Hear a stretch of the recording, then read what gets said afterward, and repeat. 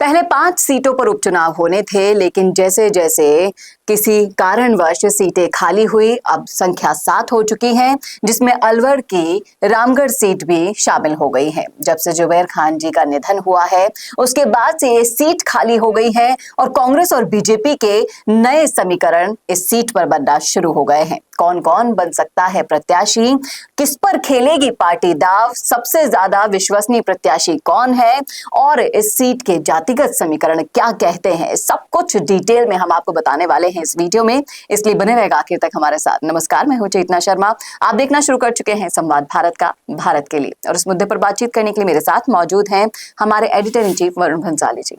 Varun sir, जिस तरीके से अगर हम इस सीट की चर्चा कर रहे हैं तो यहाँ पर हिंदू मुस्लिम समीकरण बनाती है, और जिस तरीके से इस सीट पर काफी सालों तक ज्ञानदेव आहूजा जी का राज रहा, उनके परिवार का भी वहां पर राज कायम रह पाएगा या नहीं, ये भी पार्टियों को बिठाना होगा। साफ और सीधी सी बात है कि बीजेपी को राज करने के लिए, बड़ा राज करने के लिए एक बहुत ही जबरदस्त हिंदू चेहरा चाहिए।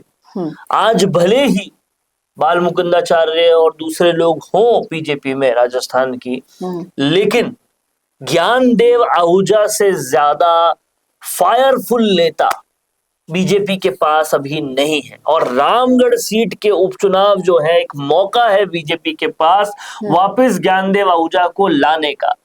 दूसरी बात, ज्ञानदेव आहूजा के पास जो जमीनी काम वहां पर ऑलरेडी हुआ है, जो उनके पास कार्यकर्ता है, जो उनके पास जमीन है, वो किसी के पास नहीं है। इसलिए ज्ञानदेव आहूजा एक बहुत ही करेक्ट कैंडिडेट है अगर बीजेपी को रामगढ़ सीट जीतनी है तो। तीसरी बात, सिंधी समाज को खुश करना है अगर पूरे राजस्थान में, तो भी ज्ञानदेव आहूजा एक बहुत ही एप्ट कैंडिडेट है उनके लिए, क्योंकि ज्ञानदेव आहूजा और एक आध दो ही ऐसे चेहरे हैं जो सिंधी समाज को रिप्रेजेंट करते हैं। इसके बाद हिंदूवादी राजनीति को आगे बढ़ाने में ज्ञानदेव आहूजा बहुत ही कारगर साबित होंगे। और उसके अलावा अगर राज भाजपा का है तो साफिया जुबैर खान या उनके बेटे, अगर कांग्रेस दोनों में से किसी को भी टिकट देती है, उनके जीतने की संभावनाएं कम हो जाती है। अब देखना, और इससे पहले उन्होंने जिस तरीके से अपना शासन किया है उसके आधार पर भी कहा जा सकता है कि जनता अब उन्हें फिर से वापस लाए, ये मुश्किल है। अब ऐसे में ज्ञानदेव आहूजा बीजेपी के लिए एक राइट चॉइस हो जाती है रामगढ़ सीट के लिए। और ये जो सीट है, ये अलवर की सीट है। यहाँ पर हालांकि जो यहाँ के पूर्व एमएलए हैं, जो अलवर के पूर्व एमएलए हैं, वो भी, बनवारी जी भी ताल ठोक रहे हैं, लेकिन वो भूपेंद्र यादव के करीबी हैं, तो उनको भी तो मौका मिल सकता है। उनको मिल सकता है, लेकिन उनके जीतने की संभावनाएं बहुत कम हो जाती है, क्योंकि ये जो सीट है, ये सीट ज्ञानदेव आहूजा का गढ़ है। और न सिर्फ इसलिए क्योंकि ज्ञानदेव आहूजा का गढ़ है, बल्कि इसलिए भी क्योंकि बीजेपी को अपना फायरफुल हिंदू नेता वापस मिल जाएगा इससे। इसके लिए कहीं ना कहीं ज्ञानदेव आहूजा को वापस लाना जरूरी है। और राजस्थान की राजनीति में अगर और भी ज्यादा हिंदुवाद होता है तो ये बीजेपी के लिए हर तरह से बेटर रहेगा। जी, लेकिन जिस तरीके से यहाँ पर आपने बताया कि हिंदू परिवार का राज जो है काफी दशकों से चला आया था आहूजा जी के परिवार का, वैसा ही जुबैर खान के परिवार के साथ भी है।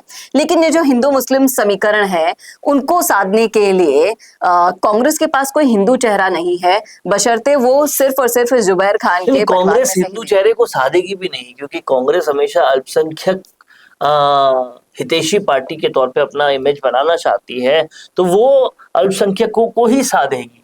और दूसरी बात ये है, जो कि मैंने आपको इस वीडियो की शुरुआत में भी बताया, कि अगर राज भाजपा का नहीं कांग्रेस का होता तो फिर जुबैर खान के परिवार को जीतना आसान होता।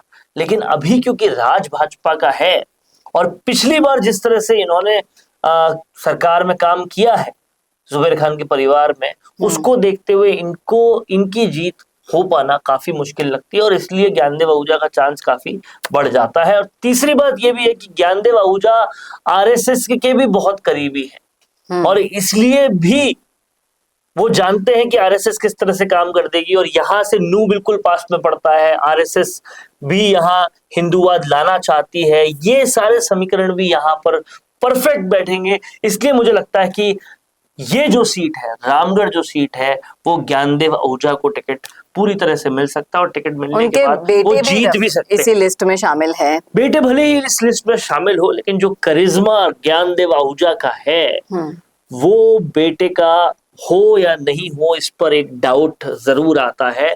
और कहीं ना कहीं बड़े कंटेंडर ज्ञानदेव आहूजा बन जाते हैं अगर दूसरी तरफ से बनवारी जी भी ताल ठोक रहे हैं तो। जी, तो इन सारे समीकरणों के साथ अगर मुद्दे जो हावी रहे हैं राजस्थान के राजनीति में, फिर चाहे से वो पेपर लीक मामला हो या फिर जो भी प्रकरण चल रहे हैं, उनका भी आपको क्या लगता है कि इस सीट पर असर पड़ेगा? देखिए, इस सीट पर ज्यादा असर हिंदू मुस्लिम राजनीति का ही पड़ता है, क्योंकि ये हरियाणा के नूह से बिल्कुल करीबी है। नूह में हाल में दंगे भी हुए थे, यहाँ पर काऊ लिंचिंग के भी काफी मामले होते हैं। महज कुछ खेतों के अंतर से यहाँ राजस्थान से हरियाणा चले जाते हैं, और इससे पहले भी जो मॉब लिंचिंग के वाकये हुए थे वो भी इसी विधानसभा क्षेत्र में हुए थे।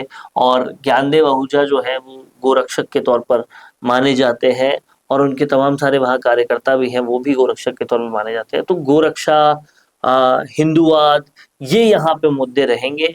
मुझे नहीं लगता इसके अलावा यहाँ पे कोई भी मुद्दे उतने हावी रहेंगे। क्राइम यहाँ पर बहुत है, तो क्राइम को कैसे कैटर किया जाए, बीजेपी सरकार है तो बीजेपी का बाशिंदा लाएंगे तो वो ज्यादा अच्छी तरह से कैटर हो पाएगा।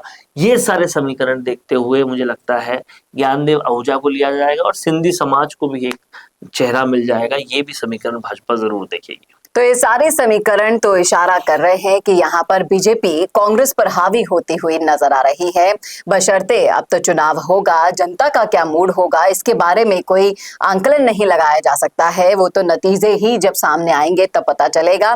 लेकिन अगर आप भी इसी क्षेत्र से आते हैं, इसी सीट के क्षेत्र से आते हैं, तो बताइएगा जरूर वहां पर क्या चल रहा है, आम चौपालों पर आप क्या चर्चाएं कर रहे हैं। जो हमने विश्लेषण करके बताया, इसमें कोई और नाम है तो आप बताइएगा कि किस नाम पर चर्चा कर रहे हैं आप, और लिख डालिएगा कमेंट बॉक्स में अपनी राय। कैसा लगा वीडियो ये बताना ना भूलेगा, और ऐसे और वीडियोस के लिए देखते रहिए संवाद भारत का, भारत के लिए।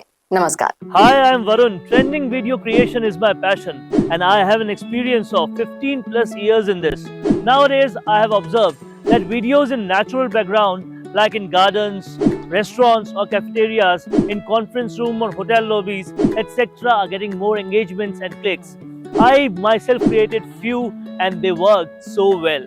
If you are also looking for an engaging video in this type of natural background for your business promotion, I'm here to help you out. My packages come with variety of services like image insertions, clip insertions, logo insertions, text overlays, etc.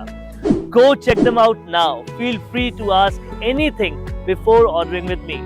Hope we join hands soon.